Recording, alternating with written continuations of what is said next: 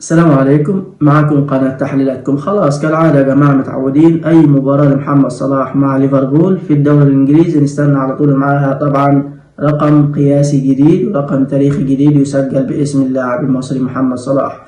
النهارده رقم قياسي تاريخي في تاريخ محمد صلاح مع ليفربول أمام ويست هام يونايتد في الجولة 19 من عمر الدوري الإنجليزي. بداية لو أنت من داعمين محمد صلاح وعشاق محمد صلاح ما تنساش الاشتراك في القناة والإعجاب بالفيديو وتفعيل الجرس على كل علشان يوصلك كل إشعار. ويلا نتعرف على تفاصيل الرقم القياسي الجديد بتاع محمد صلاح النهاردة في مباراته مع ويست هام يونايتد.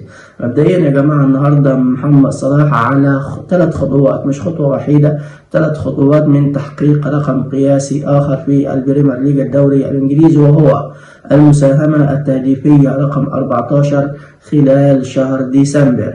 خلال شهر واحد هيكون أكثر لاعب ساهم في عدد الأهداف سواء تسجيلا أو صناعة في شهر واحد. دلوقتي ما تفوقش عليه غير لاعب وحيد فقط لا غير، وهو لويس سواريز لاعب ليفربول السابق. طبعا ساهم في 14 مساهمة تهديفية سواء صناعة أو تسجيلا في موسم 2013. حاليا محمد صلاح وصل للمساهمة التهديفية مع ليفربول خلال شهر ديسمبر الحالي طبعا موسم 2024 إلى 11 مساهمة تهديفية، سجل 6 أهداف وصنع 5 أهداف. النهاردة في مباراته مع ويست هام يونايتد المباراة اللي جاية بإذن الله لو سجل هدف مثلا وصنع هدفين، أو صنع هدفين وسجل هدف طبعا، أو حتى صنع 3 أهداف أو سجل 3 أهداف، أيا كان أهم حاجة يوصل للمساهمة التهديفية رقم 3 علشان يعادل رقم لويس سواريز التاريخي طبعا كأكثر لاعب مساهمة في عدد الأهداف في شهر ديسمبر أو خلال شهر واحد.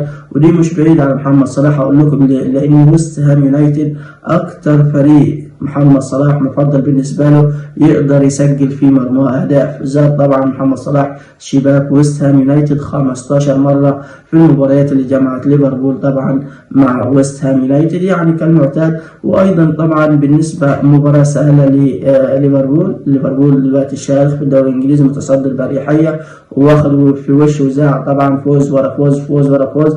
وأيضا ويست هام يونايتد مش من الفرق القوية الموسم الحالي في الدوري الإنجليزي، بالعكس من الفرق المتوسطة في المركز حاليا المركز 13 أو المركز 14 في جدول ترتيب الدوري الإنجليزي. يعني حاجة ممكنة جدا جدا جدا لمحمد صلاح إنه يسجل ويصنع في هذه المباراة علشان يوصل زي ما قلنا للرقم القياسي. خلونا لكم من الأرقام القياسية الثانية طبعا لمحمد صلاح النهاردة في مباراة ليفربول ضد ويست هام يونايتد على الملعب لندن الأولمبي. وصل صلاح طبعا لنادي 100 تسجيل الأهداف مع ليفربول على ملعب الأنفيلد طبعا. وانضم صلاح لقائمة 6 لاعبين فقط في تاريخ الدوري الإنجليزي اللي وصلوا للإنجاز التاريخي ده، وهم طبعا هاري كين الإنجليزي نجم طبعا توتنهام السابق، وأجويرو نجم طبعا مانشستر سيتي السابق، وتيري هنري، وألان شيرار طبعا نجم ليفربول السابق، وواين روني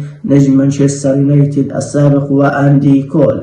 طبعا نحتاج محمد صلاح إلى 145 مباراة فقط علشان يوصل لنادي 100 في تسجيلا للأهداف، وهو رابع طبعا لاعب يوصل للرقم ده بعد الإنجاز اللي مسجل باسم شيرر خد 91 مباراة لما وصل لنادي 100. وبعد كده تيري هنري خد 113 مباراة لما وصل لنادي 100، وأجويرو في المركز الثالث خد 125 مباراة لما وصل لنادي 100 تسجيل الأهداف. محمد صلاح زي ما قلنا في المركز الرابع على طول وصل ل 100 هدف في 145 مباراة. خلينا أقول لكم خلال هذا الموسم ساهم صلاح في 27 هدف، سجل 16 وصنع 11 بعد 17 جولة فقط. والنجم المصري طبعا فاضل له مساهمة وحيدة فقط لا غير لمعادلة أرقام طبعا اللي حققها في المواسم الماضية بالتحديد موسم 2023-2024 لما ساهم في 28 هدف مع ليفربول، كان سجل 18 وصنع 10 أهداف.